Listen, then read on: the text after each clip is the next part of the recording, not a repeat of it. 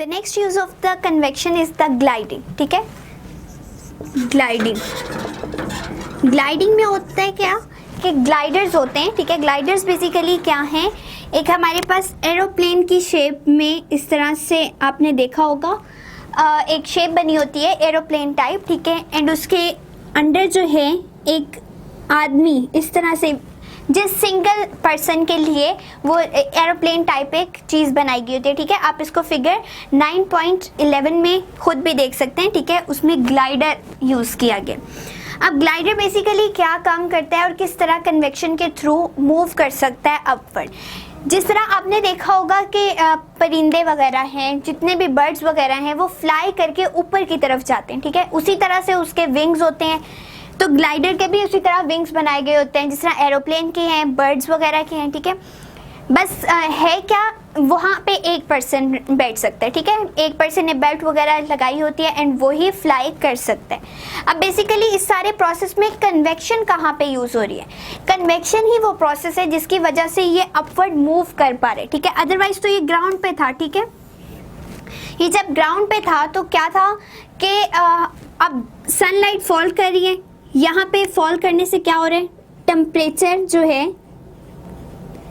ये heat particles क्या करें, जितने भी मॉलिक्यूल्स हैं वो क्या करें, हीट एब्जॉर्ब करें। ठीक है, और कन्वेक्शन के प्रोसेस में क्या होता है, जहाँ पे हीट एब्जॉर्ब हो रही होती है वो मॉलिक्यूल्स कोल्ड वाले मॉलिक्यूल्स की तरफ फ्लो करना शुरू कर देते हैं। इट मीन्स अब इन मॉलिक्यूल्स ने क्या किया है, जैसे ही हीट ट्रांसफ़र करनी शुरू की है तो लाइटर वाले ऊपर जाना शुरू हो गए। ठीक है, कोल्डर वाले नीचे आना शुरू हो गए। एंड ये हो क्यों रहा है, क्योंकि देखिए सनलाइट फॉल कर रही है ग्राउंड पे, ठीक है, अर्थ पे, एंड हमने पढ़ा कि सॉइल का जो स्पेसिफिक हीट है इट इज़ ओनली 810। ठीक है, 810 जूल उसको हीट चाहिए होती है टेम्परेचर रेज करने के लिए। इट मीन्स सनलाइट जैसी सॉइल पे फॉल की, उसने इतनी हीट एब्जॉर्ब करते साथ ही सारे मॉलिक्यूल्स को क्या करना शुरू कर दिया, हीट अप करना शुरू कर दिया। जो मॉलिक्यूल हीट अप हो गए वो क्या हो गए, लाइटर हो गए। ठीक है, उनका वेट कम हो गया, उन्होंने क्या करना शुरू किया, अपवर्ड फ्लो करना शुरू कर दिया। ठीक है, अब इनके अपवर्ड फ्लो से यहाँ पे हमारा जी ग्लाइडर प्रेजेंट है। ठीक है, जैसे जैसे हवा ऊपर जाएगी तो ये मॉलिक्यूल्स भी इसको क्या कर रहे हैं, हेल्प आउट कर रहे हैं ऊपर की तरफ मूव करने के लिए। ठीक है, सो क्या हुआ कि कन्वेक्शन के प्रोसेस में हमारे जो मॉलिक्यूल्स गर्म थे उनकी वजह से क्या हुआ है, ग्लाइडर ने ऊपर की तरफ मूव करना शुरू कर दिया। ठीक है, जबकि जो हमारे कोल्ड पार्टिकल्स थे जिनके अंदर एनर्जी कम थी वो क्या करें, डाउनवर्ड फ्लो करें।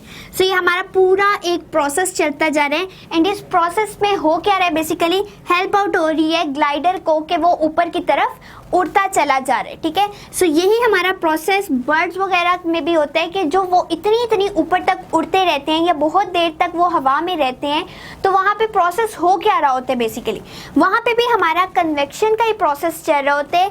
क्यों, क्योंकि सन से जितनी भी रेज या लाइट फॉल करती है सॉइल पे तो वो सॉइल को क्या दे देती है, इतनी एनर्जी दे देती है। ठीक है, जैसे ही वो इतनी एनर्जी एब्जॉर्ब करते हैं तो उनका टेम्परेचर इंक्रीज करना शुरू कर देता है। ठीक है, 1 किलोग्राम मैस का टेम्परेचर इंक्रीज कर जाता है 1 केल्विन तक अगर 810 जूल एनर्जी एब्जॉर्ब कर ली जाए बाय द सॉइल पार्टिकल्स। ठीक है, अब उस सॉइल पार्टिकल्स ने की वजह से क्या हुआ, टेम्परेचर इंक्रीज होना शुरू हुआ, वो पार्टिकल्स या वो मॉलिक्यूल्स क्या कर गए, ऊपर की तरफ उठना शुरू हो गए। ठीक है, अब वो उठ रहे हैं तो वो क्या कर रहे हैं, वो जिस तरह हमने पढ़ा था अपथ्रस्ट फोर्स होती है वाटर की, जिसकी वजह से सबमरीन्स वगैरह फ्लो करती रहती हैं। सबमरीन्स या शिप्स जो थे हमारे वो सरफेस के ऊपर फ्लोट कर रहे थे। ठीक है, यानी वो बहते जा रहे थे ऊपर की तरफ। ठीक है, बिल्कुल डूब नहीं गए थे। तो क्या हो रहा था कि पानी उसके ऊपर अपवर्ड फोर्स लगा रहा था, उनका वेट इस तरह से सेट किया गया था कि उनका वेट कम रहे as compare to the weight of water, ताकि पानी उसको अपवर्ड फोर्स लगाता रहे। वही प्रोसेस हमारे पास हुआ है कि अब जितने भी लाइटर पार्टिकल्स थे वो तमाम पार्टिकल्स इसको हेल्प आउट कर रहे हैं ऊपर उठने के लिए। ठीक है, क्योंकि वो खुद ऊपर जा रहे हैं तो वो ग्लाइडर्स को भी साथ लेते हुए जा रहे हैं, तो वो ऊपर चले गए, नीचे जो कोल्ड पार्टिकल्स थे वो नीचे आते जा रहे हैं ताकि वो भी हीट एब्जॉर्ब करें एंड ऊपर की तरफ उठना शुरू कर दें। इसी तरह हमारे ग्लाइडर्स जो हैं वो एयर में मूव करते रहते हैं। अब बर्ड्स का भी प्रोसेस यही है कि वो इतनी देर जो हवा में उड़ते रहते हैं, क्या होता है बेसिकली वो अपने विंग्स जो है वो बिल्कुल स्ट्रेट कर लेते हैं, ठीक है। अगर देखें उन्हें थोड़ा ऊपर फ्लो करना पड़ता है तो वो अपने विंग्स को हिलाते हैं, ठीक है।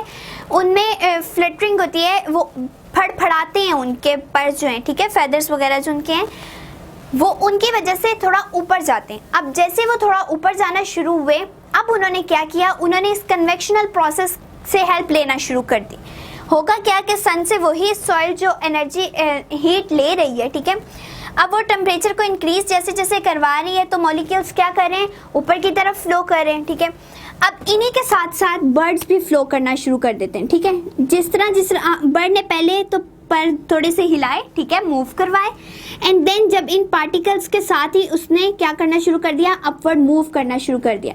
ये मॉलिक्यूल्स जो हैं ये इसको हेल्प आउट कर रहे हैं कि वो ऊपर की तरफ मूव करता जाए, एंड इस तरह वो इतने इतने घंटों हवा में रह लेते हैं। क्यों? क्योंकि नीचे से और मॉलिक्यूल गर्म होकर ऊपर जाई जा रहे हैं और ठंडे मॉलिक्यूल्स नीचे आई जा रहे हैं, फिर और गर्म होते हैं मॉलिक्यूल्स ऊपर चले जाते हैं, तो वो जो चीज़ गर्म होती जा रही है वो और ऊपर उठाती जाएगी उसको बर्ड्स को या जो हमारे ग्लाइडर्स हैं।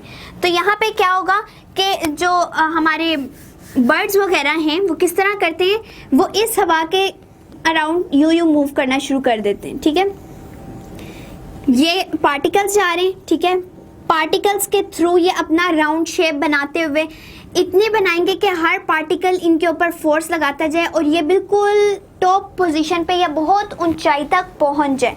सो ये एक इनका नेचुरल प्रोसेस है और ये इनकी नेचर में ही है कि वो हीट के साथ साथ ऊपर जाते हैं, ठीक है। सो ये जो हीट का प्रोसेस है हम इसे कहते हैं थर्मल, ठीक है। थर्मल कहाँ से निकला हुआ है? हीट से, ठीक है। तो इस थर्मल प्रोसेस के अकॉर्डिंग वो क्या कर रहे हैं, ऊपर की तरफ जा रहे हैं। थर्मल क्यों? क्योंकि ये हीट हुए में मॉलिक्यूल्स गर्म हुए हुए, ठीक है, उनके अंदर हीट प्रेजेंट है, इसीलिए वो ऊपर की तरफ जा रहे हैं, लाइटर है इन वेट, ठीक है। तो बर्ड्स ने क्या किया, इन्हीं के अकॉर्डिंगली मूव करना शुरू किया और बहुत ऊपर तक चले गए। इवन उन्हें अपने पर भी हिलाने की ज़रूरत नहीं पड़ी और जस्ट वो कन्वेक्शन से हेल्प लेके बहुत ऊपर तक घंटों घंटों तक फ्लाई कर सकते हैं, ठीक है। यही हमारे पास प्रोसेस था ग्लाइडर्स का एंड यही हमारे पास प्रोसेस है बर्ड्स वगैरह का। और इसमें हमने एक और चीज़ देखी कि कौन से बर्ड्स जो हैं वो नेचुरली उनके अंदर ये सेंस पाई जाती है कि वो कन्वेक्शन को यूज़ करें, ठीक है।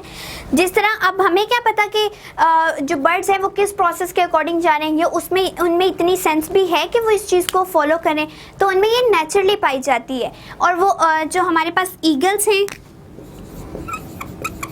वो इस थर्मल प्रोसेस के अकॉर्डिंग बहुत अच्छी तरह और बहुत घंटों तक फ्लाई कर सकती हैं। वॉल्चर्स हैं हमारे पास, हॉक्स हैं, वो सब क्या कर रहे हैं, थर्मल प्रोसेस को अडॉप्ट कर रहे हैं, ठीक है। थर्मल प्रोसेस में क्या है, कन्वेक्शन का प्रोसेस, कि जितने भी हीट अप मॉलिक्यूल्स हैं वो उनको उड़ने में हेल्प आउट कर रहे हैं और उनकी कोई अपनी एफर्ट नहीं लग रही, ठीक है। जिस तरह आपने देखा होगा कि जब आंधी चलती है तो शॉपर जो हैं हमारे इर्द गिर्द पड़े होते हैं वो बहुत खुद ब खुद ही उड़ना शुरू कर देते हैं। तो वो क्यों उड़े होते हैं? बेसिकली वो हवा की वजह से उड़े होते हैं, ठीक है। जितनी तेज़ हवा आएगी वो उनको अपने साथ उड़ा के ले जाएगी। तो यही प्रोसेस इसमें है कि जितने भी हीट अप मॉलिक्यूल्स हैं वो उनको ऊपर की तरफ उठने में खुद ब खुद हेल्प आउट कर रहे हैं। उन्हें अपनी कोई भी मदद नहीं करनी पड़ी या कोई भी एनर्जी कंज्यूम नहीं करनी पड़ी एंड वो बहुत देर तक जो है हवा के अंदर फ्लाई कर सकते हैं। सो ये था हमारा होल टॉपिक जिसमें हमने पहले कन्वेक्शन को डिस्कस किया कि कन्वेक्शन क्या होती है, मॉलिक्यूल से जो हीट ट्रांसफ़र की जाती है लिक्विड में या गैसेस में, हम उसे कन्वेक्शन कहते हैं, ठीक है। देन हमने पढ़ा कि कन्वेक्शन का पाथ हमें किस तरह पता चलेगा, तो हमने उसके लिए भी एक्सपेरिमेंट डिस्कस किया लिक्विड्स में भी एंड हमने डिस्कस किया गैसेस में भी। फिर हमने इसके यूजेस पढ़े कि यूजेस क्या क्या हो सकते हैं। हीटर्स में बहुत ज़्यादा कन्वेक्शन का प्रोसेस यूज़ होता है, क्यों? क्योंकि वो ठंडी हवा को गर्म करता है और गर्म हवा जो है वो ठंडी की जगह ले लेती है, ठंडी गर्म की जगह। सो वो दोनों एक दूसरे की जगह लेते रहते हैं और पूरा कमरा उसी प्रोसेस में हीट अप हो जाता है। इसी तरह हमारे जो डे एंड नाइट के टेम्परेचर्स चेंज होते हैं या हमारे वेदर्स चेंज होते हैं उसमें भी सारा कन्वेक्शन का प्रोसेस यूज़ हो रहा है, मॉलिक्यूल्स के थ्रू हीट ट्रांसफ़र की जाती है, ठीक है। इसी तरह जो हमने पढ़ा कोस्टल एरियाज हैं जहाँ पे समंदर वगैरह पाए जाते हैं, उन इलाकों में भी टेम्परेचर बिल्कुल एक मुतदिल रहता है, एक इक्विलिब्रियम पोजीशन पे रहता है। तो वो क्यों रहता है? क्योंकि land breeze and sea breeze इस तरह से चलती हैं कि वो एक दूसरे को बिल्कुल जो है इक्विलिब्रियम पोजीशन पे ले आती हैं, एक जैसा टेम्परेचर कर देती हैं। या जो ठंडी हवा है वो गर्म की तरफ चलना शुरू हो जाती है, गर्म ठंडी की तरफ। तो ये पूरा प्रोसेस कन्वेक्शनल प्रोसेस है, ठीक है। इसी तरह से हमने डिस्कस किया कि ग्लाइडर्स, बर्ड्स वगैरह, ईगल्स हैं, वो क्या कर रहे हैं, वो अपने ऊपर की तरफ मूव करने के लिए जितने भी गर्म एयर के पार्टिकल्स हैं या सॉइल की जो हीट है उसको यूज़ करके ऊपर की तरफ उड़ रहे हैं, ठीक है। तो ये था हमारा टॉपिक अबाउट द कन्वेक्शन।